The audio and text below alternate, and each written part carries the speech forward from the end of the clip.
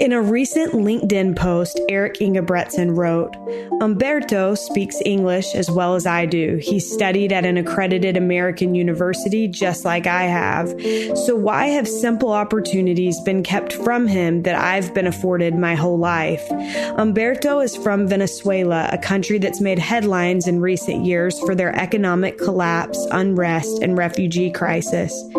In Umberto's own words, 5 years ago, I had to leave my native country, Venezuela, because of the dictatorship, and I moved to Ecuador looking for a better place to live and to be able to help my mother and my nephews. But no matter how hard I have tried, doors have been increasingly closed to me because of the xenophobia and discrimination which I have experienced as a refugee. Through these hard years, there have been few moments of peace in the midst of the uncertainty of being away from the place that was my home and where I felt safe.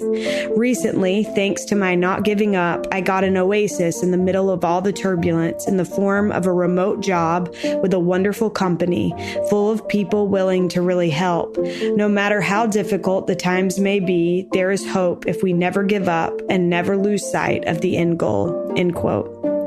What is the company Umberto found? Well, it's called Bloom, and today we talk with the founders of Bloom, John Pearce and Eric Engebretsen. Eric and John are both return missionaries who served their missions in South America and are now on a different kind of mission, a mission to create 10,000 better paying remote jobs abroad. This is All In, an LDS Living podcast where we ask the question, what does it really mean to be all in the gospel of Jesus Christ? I'm Morgan Pearson, and I am so excited to have Eric Engebretsen and John Pearce on the line with me today. Eric and John, welcome. Thanks so much for having us, Morgan. Great to be here. Yeah, thank you. We appreciate it. Well, I am so, after reading a little bit about what you guys are doing yesterday, I got so excited about it that I just kept talking to my husband about it. So I want to start out and I want to give you guys full opportunity to explain to me, probably because I probably don't understand everything about Bloom and what's going on here, but I want to give you guys full opportunity to explain yourselves. So I wanted to start with Eric. I read a LinkedIn post that you wrote, and you said that someone a few years ago asked you what your dream job would be. And you said that it would be something that would help improve opportunities for people in Argentina. And that's where you served your mission. And so talk to me a little bit about how your mission and what you saw there left an impression on you and a desire to do something to help. Yeah, absolutely. So as you mentioned, I served my mission in Argentina and in the capital city in Buenos Aires. And like pretty much anyone that serves a mission, right, fell in love with the amazing people that I came to know and serve alongside and befriend there as a missionary. Again, what I also saw that, again, I think a lot of missionaries see is I saw people that were incredibly hardworking, talented, educational, exceptional people, but just because of where they were born or where they lived, they didn't have the same access to opportunities that I have in my life. And so I saw people, working 12-hour days, 6 days a week, commuting hours each way just to make ends meet, just to scrape by. And so that stuck with me as I came home from my mission. And that's kind of the starting point, like you mentioned, of what evolved into Bloom and into like our goal and desire to help, again, those incredible church members and people find access to better employment opportunities. And then, John, you are also a return missionary. You served your mission in Peru. What kind of impact did that have on you, and how did it kind of change you as a person and your goals for the rest of your life? Yeah, so what I saw consistently in Peru is I consistently saw people in really difficult circumstances choosing to follow God. And I'll give a quick story that kind of exemplifies this. Is there was a lady I was teaching in a really difficult part of town, and her husband was in a wheelchair, and she had two handicapped daughters that she was in charge of supporting. And we went and invited her to keep the Sabbath day holy, and instead of working on Sunday, to go to church. And frankly, I felt sheepish because I grew up playing a lot of tennis tournaments on Sunday. I was a really competitive tennis player, and I went to church every time I was home, but I was consistently playing tennis on Sundays. And I felt so dumb asking somebody to keep that law when it meant they might not be able to eat food, that it totally changed me coming home. I was like, I'm not playing tennis anymore on Sundays. I got much worse at tennis, I think, after my mission, honestly. I wasn't as committed to it. I didn't do any homework anymore on Sundays, although before my mission I did. And pretty much throughout my entire mission, I saw humble people from, in different ways, showing me how bad I was maybe compared to them in my easy circumstances at living the gospel, when they were making so many sacrifices to serve and to follow God. And that stuck with me. I fail pretty frequently, I think, still, but I think that changed my desire and I learned from a lot of incredible people down there. Yeah, well, I think that's what happens to most people when they serve a mission. And it is something that changes you. And we'll talk a little bit more about return missionaries and why they play a big role in what you all are doing. But I want you to tell us a little bit about starting this business. Eric, you said that starting this business was nothing short of a miracle. Tell me a little bit about how this came to be. Yeah, I mean, well, you kind of hear where the origin started, right? From both of our experiences as missionaries. But as John and I both came home from our missions, we spent years as friends just kind of bouncing ideas off each other, saying, hey, we really want to start a business that, like we said, brings access to opportunities to people we came to know and love. But that's easier said than done. So we spent kind of years talking about ideas and, hey, let's try this or let's try that. And everything kind of fizzled out. What kind of changed things for us is we had a unique experience where, I was living and working in San Francisco, and I came across this large tech company here based in San Francisco that does international hiring. And I have this very vivid memory. I came across their webpage and I saw, hey, they're working to break down borders and hire people around the world. And I just had this super strong prompting and impression. You're going to go get a job at that company. It's going to give you the know-how and knowledge and experience in this space to then go build what you've wanted to build and do what you've wanted to do, and then felt kind of prompted to do to help, those people you came to know and love in Argentina. And lo and behold, 2 weeks later, without knowing anyone at the company, I had a job offer and went and kind of, worked in that space. And John and I kind of put, both of our professional experiences together later down the road to build Bloom and kind of get that starting point, which what we are today is a mission-driven international staffing agency. And so we help, church members abroad benefit from kind of the remote work wave that's taken over here in the US. And so many businesses are so much more open to hiring people remotely and expanding kind of their, reach of global talent and global individuals. And so that's kind of the starting point, is just this really strong kind of impression experience that we had. And then there's many other small miracles and things beyond that kind of helped us, get started and saying, all right, we have a little bit of professional background, but still we really just started with what we knew, which was the people and our friends, either in Argentina or Peru and elsewhere, and saying, hey, can we connect the dots and provide a service, to them, to help them kind of bridge the gap and kind of close that last mile to getting a remote job. And what does that mean with an American company and whatnot? And so, that's where we started small, just helping our friends here and there. And then over this last year, we've really kind of seen, like I said, the miracles and seen, things kind of take off, where we've grown from, hey, just helping a few people in a few countries in South America to now today we employ and actively have, thousands of people in our workforce, church members across 65 countries around the world that are on average doubling their income with access to remote, work opportunities. So it's been a really fun journey.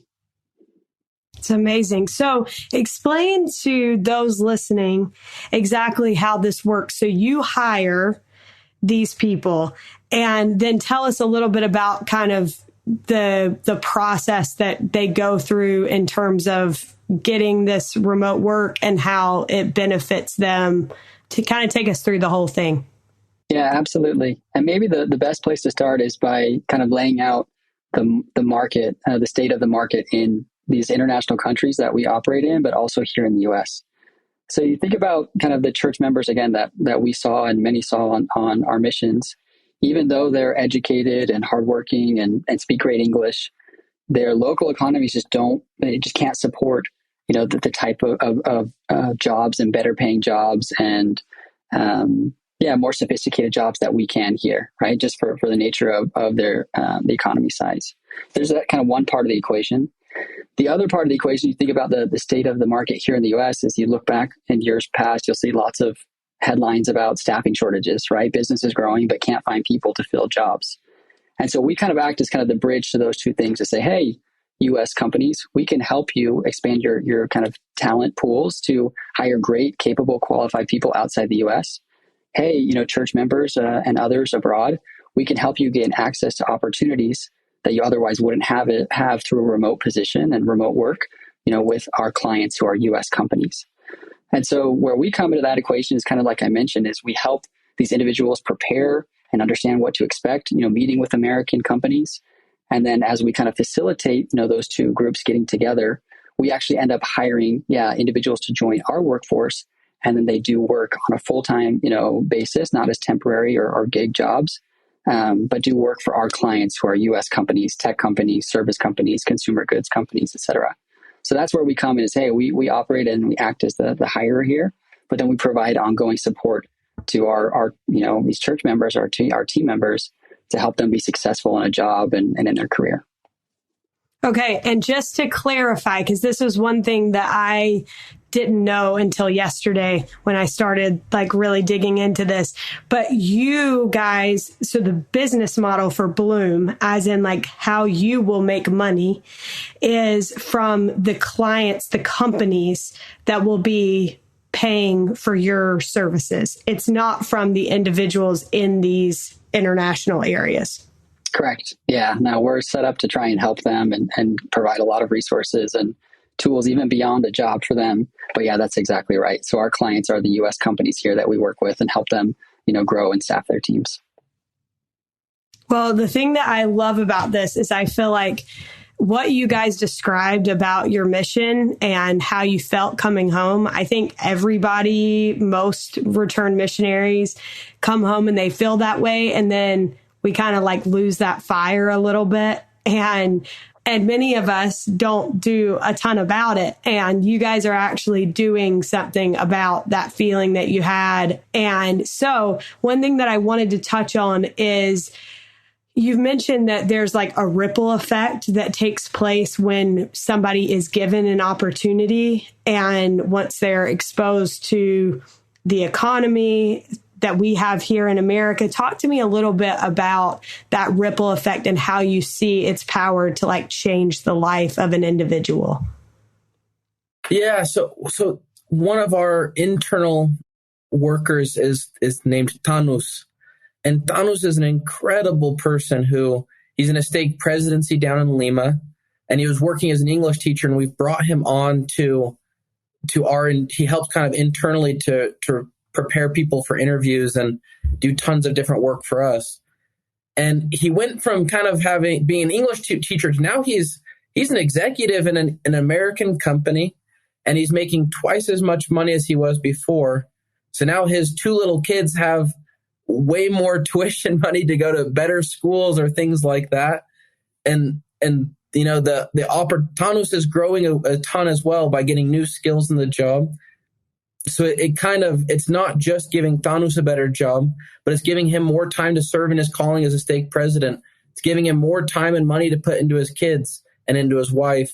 And, same thing for his community.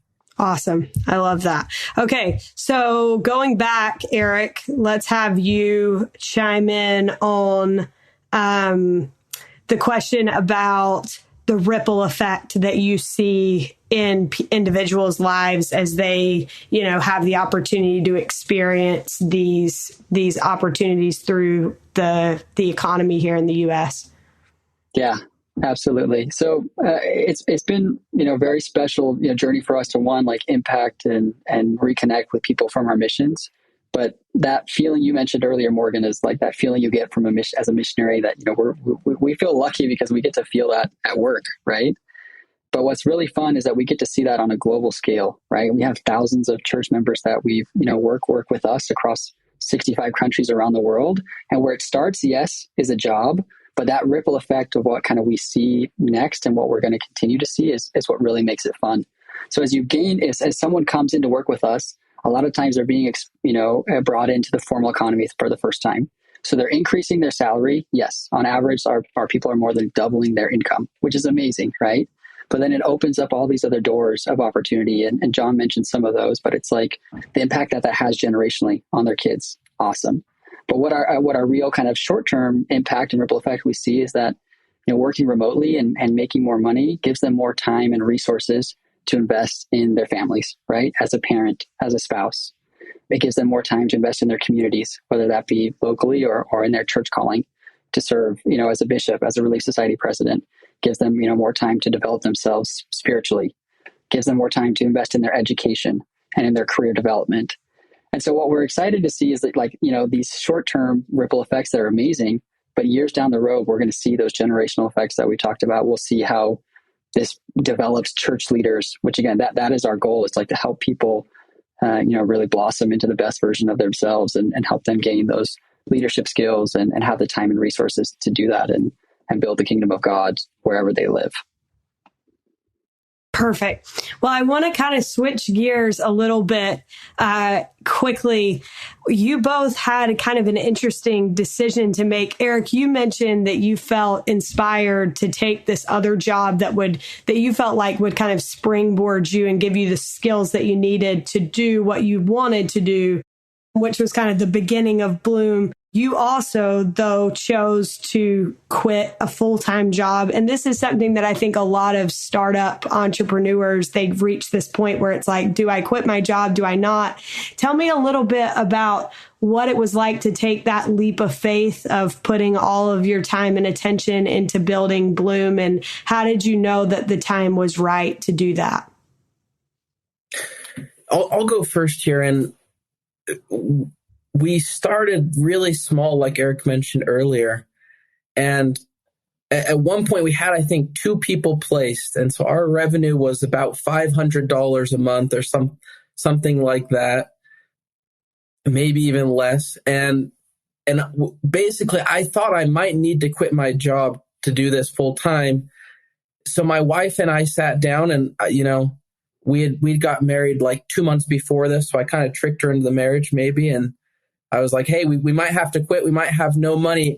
What is the minimum amount of money we need to survive, to be able to put food on our table and to be able to do this?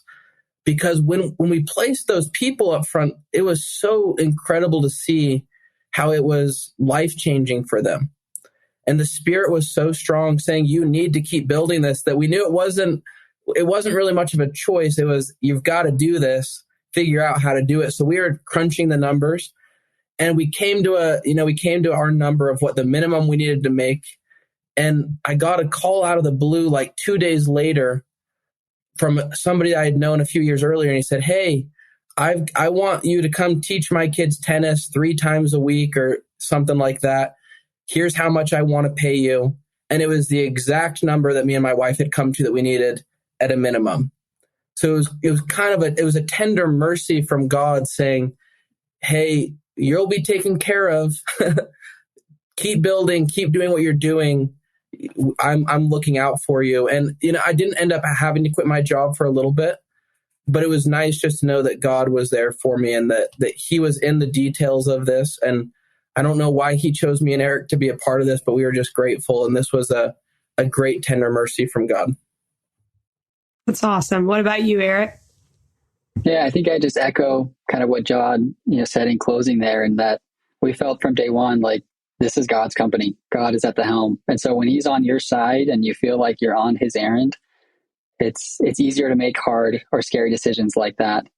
And so I think we just, through these experiences felt guided and prompted. And I kind of, I've heard people say that through my own experience doing this or making other big decisions, but when it feels right, it's an easy decision. I remember, that the decision when you find your spouse and meet your spouse, and you're kind of growing up, you always wonder, how am I going to know? I remember meeting my wife. It was the easiest decision I ever made. And with this, it's a similar thing. Like on paper, it sounds like a scary decision, but again, when God is at the helm, the decision was easy. And we're just, again, feel so grateful to be doing this and being part of something we think is special and meaningful. Well, I think one thing that I love about this is I feel like there are talented people that have the skills, have the incredible minds and the talents and all of these things, but just through, luck of the draw and where we were all born, like some of us have had more opportunities than others. And so to be able to recognize that in the world that we live in now, we're so interconnected and have the ability to give people, no matter where they live, these like equal opportunities, I think is just super cool to think about. You have focused on helping return missionaries and then BYU-Pathway Worldwide students. How would you say that you've found this group, this demographic of people to be particularly eager to work hard and to be great candidates for work? Yeah, so we kind of told some stories of our mission and the people we saw. And around the world, there's just so many people that are hard workers that are looking for every opportunity. And historically, there haven't been opportunities for them. And we served around people like this on our mission. So I had a bunch of companions from Latin America that were incredible. And the skills you learn as a missionary, no matter where you're from, you learn how to work hard. You learn how to try to be punctual to things. You learn how to take no for, to take rejection well. And there's so many different things you learn as a missionary that prepare you for the workforce. As well as when you combine that, you take a return missionary that also does BYU Pathway, and they're living maybe in Peru. That means that they're studying in English full time. And they're studying a U.S. curriculum, so they're culturally really ready to oftentimes to come work for a U.S. company. And we found that combination is just a really powerful combination. And Pathway is a really incredible resource that God has prepared, I think, for this era where with virtual resources and things like that is just blessing people all over the world. And maybe as an add-on to that, I mean, people that serve missions, Morgan, right? Like they get that. That makes sense. And here in the US, like there will be news articles and tech articles written about this unique talent pool in Utah, right? Because there's all these scrappy, hardworking return missionaries that get hired by tech companies to go work and do great things. But that same kind of hungry nature, hungry for opportunity, hard, working, hustling, that same DNA exists in all these return missionaries abroad. Just people don't know it as much. And so that's what we're set out to help them, because as a missionary, right, you get these soft skills that are otherwise pretty hard to learn, right? These communication skills, and John mentioned some of them that are otherwise hard to learn. And so it's just like, John said it, but God is preparing the way for these people to find access to these opportunities, and missions are a life-changing blessing, as you know. Well, and I think, what other experience do you have where you are kind of being taught all of those different and developing all of those different skills for an extended period of time without any kind of distraction? And that is what a mission does for people. And so even when we're not talking about Bloom, I would put in a strong plug for serving a mission. You were recently able to host a few different events in Peru. And John, I'm sure this was particularly cool for you, having served your mission there. Tell me a little bit about what these events were like and what it was like for you all to kind of be there, feet on the ground, and experiencing what this company is capable of. Yeah, so it was really fun to be back in Peru. It was fun I've been back a few times since my mission, but it was the first time I got to take my wife to see some of the people I I taught and the places I served. So that was really fun. And it brings back, sacred feelings that it's hard, hard to describe, but the serving a mission is, like you said, it's incredible. And it was fun to be back there. Combining that with an event for Bloom, it was really cool. And it was fun to kind of meet new people that are special to me. So people that I've, worked with maybe for almost a year, some of them, but never met in person. It was really great to meet them. And it was humbling as well. Many of them would come up and say, thank you so much for this, has done this for me or this for me. And it made me just feel so grateful to be a small piece in bringing blessings to other people that, they're blessings that are often easy to find here in the US, but are fewer and far between out in different parts of the world. So it was really humbling to be a part of a small piece of these people's lives. And Eric actually he wasn't down there in Peru. So I don't know. Is there anything else you want me to add there, Eric? I was jealously sitting on the sidelines. I think it's important to note, though, Morgan, the goal of these events was to think about, the demographic of the church body that maybe aren't kind of at the level where they, where they're ready for a remote job, right? So we're thinking about people that don't speak English yet, people that don't have kind of the workplace skills or some of the skills we're talking about that you learn on a mission. And so the whole point of these events that we put on at a couple of different stake centers in Peru was about, hey, how do you prepare yourself to, enter into this, remote work economy? Or how do you kind of open your eyes to the opportunities that are ahead of you? And so again, like educating people on what that is and how the world is changing and the access to these opportunities are coming closer and closer to them. And so that was kind of the real goal here, is to say, hey, can we educate and inspire and help these church members to say, hey, these are the resources at your disposal. Go use them. Go, improve your English skills. Go learn these skills because it's going to change your life. And so that was kind of the why behind putting these events on, and fun to again, for John to be there on the ground, but fun to think about that group and try and, again, educate and open their eyes to the opportunities that are ahead of them. For every person that came and asked and thanked me for a job, there was maybe 5 or 10 that said they wanted a job. So it was also really motivating for me as a leader of this company to say, hey, how can we find more jobs for more people? And like Eric said, not just the people that already speak English, but find different jobs for those that maybe are not in that demographic right now. Well, I think it's so cool to think that not only are you trying to help those that are ready right now, but also those that have so much potential, and helping them recognize how the whole world can open up to them if they can, I think sometimes we just need to be able to see that goal, the distant goal, to then be able to have the motivation that we need to reach that point. You guys have already heard some pretty incredible stories and feedback. Eric, you've shared, I know, some of those on your LinkedIn.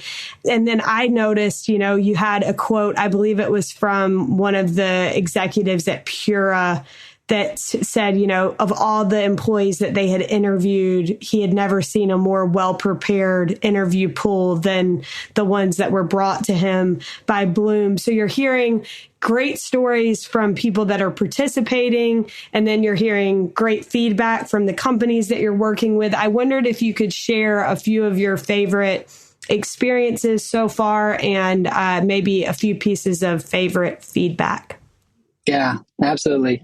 To be honest, we could probably spend the whole time talking about these types of stories. For us, this is what it's all about, and this is what makes it fun. Is thinking about these individuals, and I think John mentioned this already, but we just feel so grateful to have a small part and a front row seat to the good that they're doing and how their lives are changing. So yeah, let's just share a couple of these. There's one that comes to mind, an experience that John and I had recently is. We recently hired 3 project managers in Africa. One of these project managers is a guy who's a branch president in Cameroon. And working with us, he's making he's making more than 10 times what he made in his local job, which is hard to believe. And that's kind of at the far end of one spectrum for us, but that's the reality. But we had this really cool experience with him as we kind of were bringing him onto our team, where we were bringing him on again as a project manager for this project we're doing in Africa and hiring additional people there. But as we were working with him and in this kind of introductory meeting, talking about them and their lives and kind of the project that they're going to be doing and how it's going to be blessing additional church members' lives, we just, the Spirit just kind of came into the call and came into the room. And was just another one of those moments to say, like, where we talk about this all the time, but just a really special treat to feel that and to see, God knows and cares about his children individually, down to this incredible branch president, again, in Cameroon. And so that's kind of one story I think about. Like, it's interesting to hear it on paper, but then to be with these people and see them and to feel the Spirit together, like, it's just a special thing that, again, we feel like the luckiest guys on the earth to be able to do this as our day job and have these experiences. So there's one for me that comes to mind is this. His name is Samuel from Cameroon, a beautiful, again, branch president who now, again, has a significant increase in his salary. He's working remotely. He has more time to dedicate to his calling, but also gets to have a hand, working with us and blessing the lives of others. John, you want to share one, and then I can come back and share a couple more? Yeah. One of the themes that we have seen is people around the world are praying for blessings, and God truly knows his kids. And there's one person in particular that we hired about in May. They were an incredible candidate, and they've done an incredible job since. This person's name is Kathy, and she's incredible. Seriously, I can't say incredible too many times because she's great. We're lucky to have her, but when she accepted the job offer, she texted us after and said, "Hey, I got a blessing where it said if I graduated from college, opportunities would open themselves up to me." And we hired her, I think, like 2 days after she graduated from her university is when we gave her the offer to come join us, or something very, very close time frame. And she told us that was an answer to her blessing and her prayers that God had told her beforehand. And we had no clue about that. That was news to us, but it's consistently, we see stories of people who their prayers are being answered and God is answering their prayers. And like I said, we're a really small piece in this, but we're lucky to be a small piece in this. Another theme that we see, Morgan, we've talked a little bit about this, is like kind of taking people from 0 to 1. So from that, no kind of, exposure to formal economy or remote work economy, and taking them to kind of that first level and then beyond. So there's a couple stories of people that kind of fall into that bucket. One is a woman named Danny Lynn. She's from the Philippines and is a mom, like many, church members, and was previously kind of just a stay-at-home mom, but getting to the point where she said, "Hey, I want to, join the workforce." And she came and worked with us for one of our projects based out of the Philippines. And what was so cool to see, again, like on paper, you would think, yeah, she doesn't have any previous experience, but she came in and just like crushed it and was promoted to be a team lead over, a team of other people, and given an additional pay raise to the already kind of significant pay increase that she had. And like those kind of stories where it's like, again, like just goes back to that formula of people given opportunity. The talent is there, the hard work is there, but given an opportunity and where you kind of least expect it, and seeing that happen. Another one is a guy that I think of. His name is Rodrigo. He's from Argentina, where I served. And somewhat of a similar story, where he was working as like a type of security guard at a bank, a night shift at a bank. And kind of as I met him, saying, "Hey, like, I really want to get out of this night shift. I don't make a lot of money. I want to kind of change that." And he came in and did customer support work for a fintech company based in Utah. And similar story, went from 0 to 1, increasing his salary in this remote job where he's working normal hours. He has more time to spend at home with his family, with his kids. But same story, came in and just hustled, worked hard, proved that he was, a team player and all these other things, and was promoted to be a supervisor over a team of people, and even, over some Americans, where it's just like that type of opportunity, and to see that type of hustle and hard work is just, it's so special.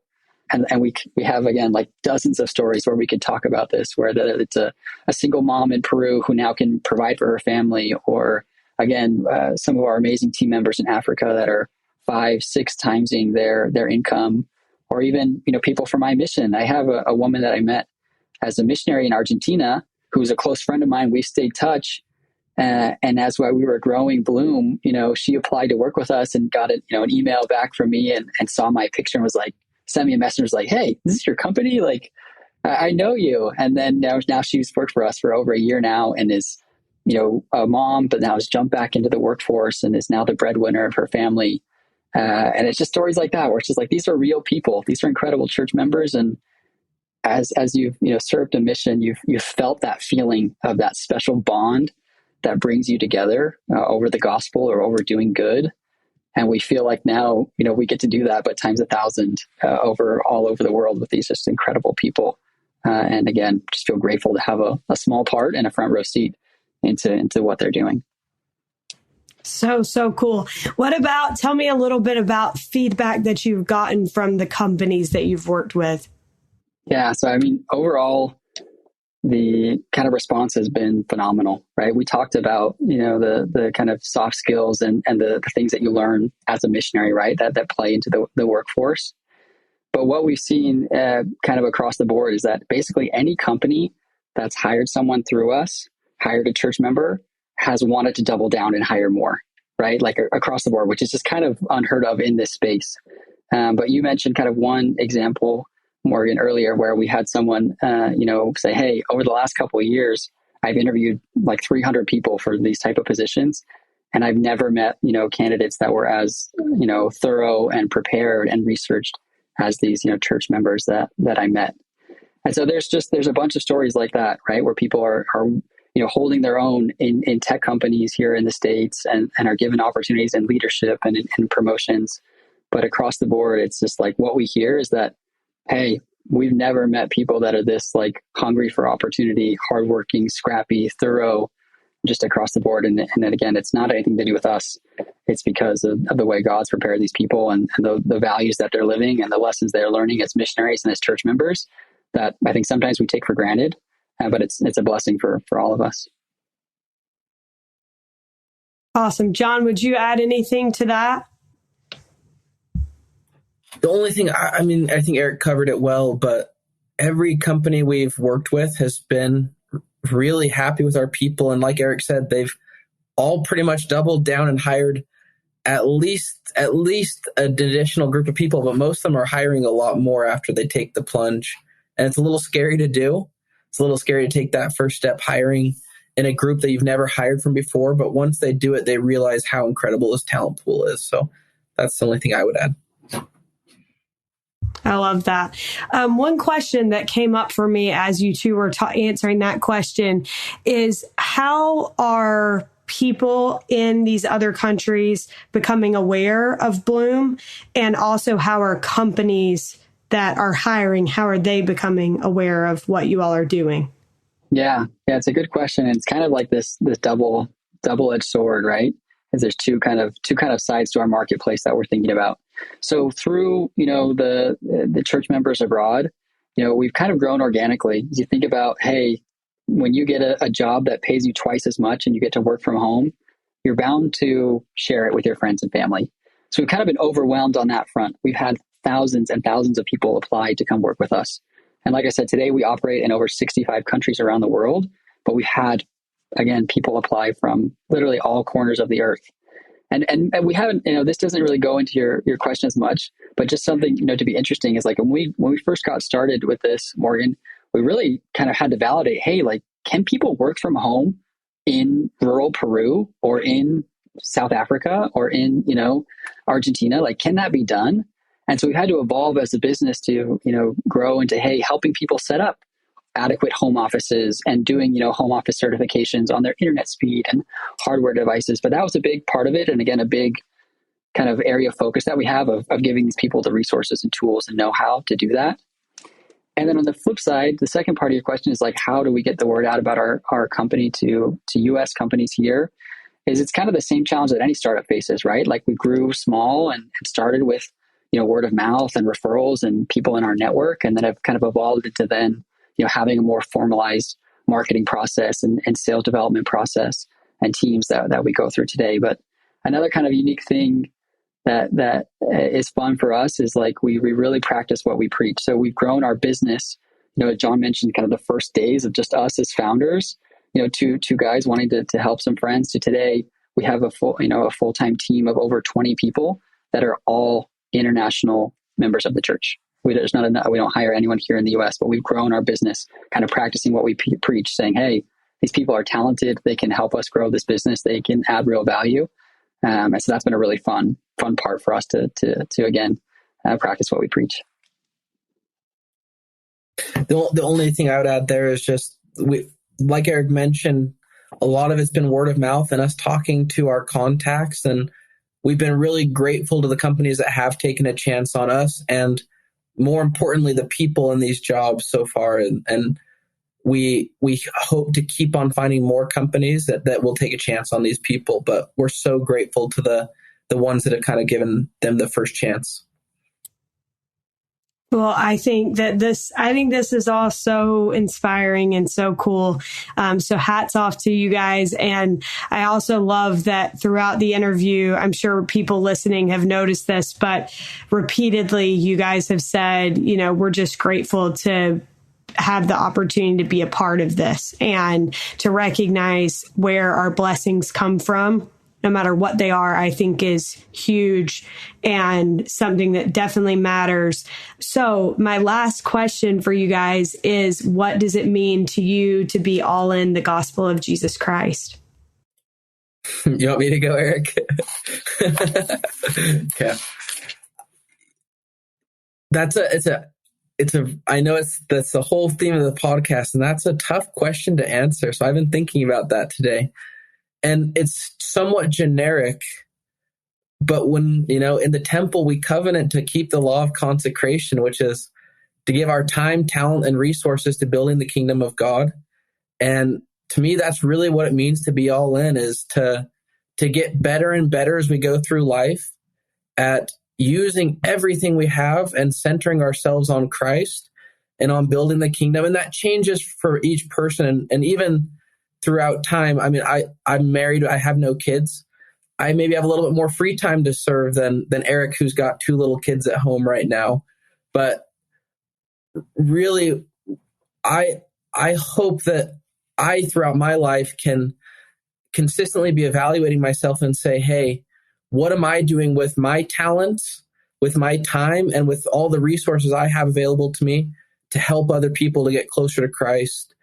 And on the inward part, that I'm looking at Christ as our perfect example and saying, how can I become more like him every day? So that for me, like I said, it's somewhat generic, but it's really seeing how we can build the kingdom and doing that every single day. So there's my thoughts on that. Thank you, John. What about you, Eric? Yeah, it's honestly a great question. And as I've reflected on it too, I've thought about, the lessons I've learned over the course of my life is, whether, and I think through also this experience with Bloom, is like whether you have a lot to give or a little, when you give of yourself and when you give yourself over to Christ, you're so much better off. You're better off for it.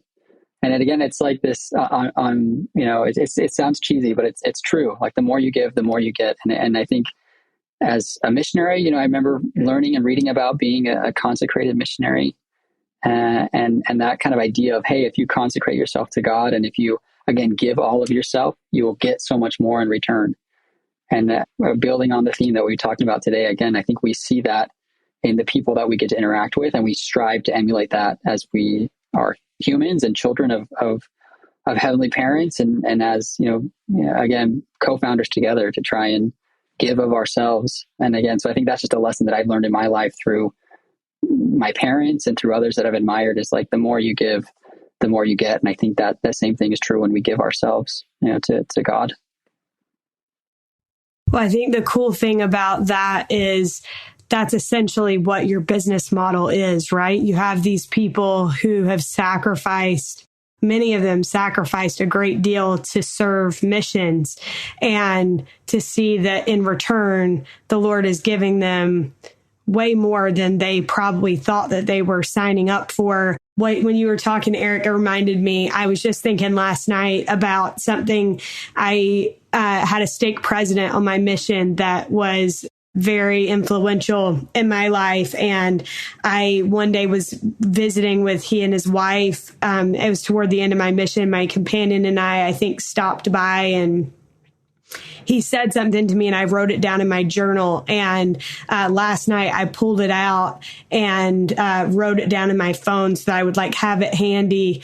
But he said, he, meaning God, can do more for us than we could ever do for ourselves. The gospel is so much better than we imagined, and the gospel is so much sweeter than we think. And I think that that is the gospel in essence. And that's the thing that I love about being a member of this church, is seeing God's hand in people's lives. And I am jealous of you guys for having such a good seat in the house, getting to witness all of this. And I'm sure that's super, super, super cool. So thank you guys, though, for giving us a chance to kind of see it through your eyes today. And I'm wishing you both all the very best. Thanks so much, Morgan. Thanks for having us. Yeah, it's a pleasure to be on with you, Morgan. Thank you for the opportunity. A huge thank you to Eric and John for joining us on today's show. You can learn more about Bloom by visiting higherbloom.com. Big thanks to Derek Campbell of Mix at Six Studios for his help with this episode, and thank you for listening. We'll look forward to being with you again next week.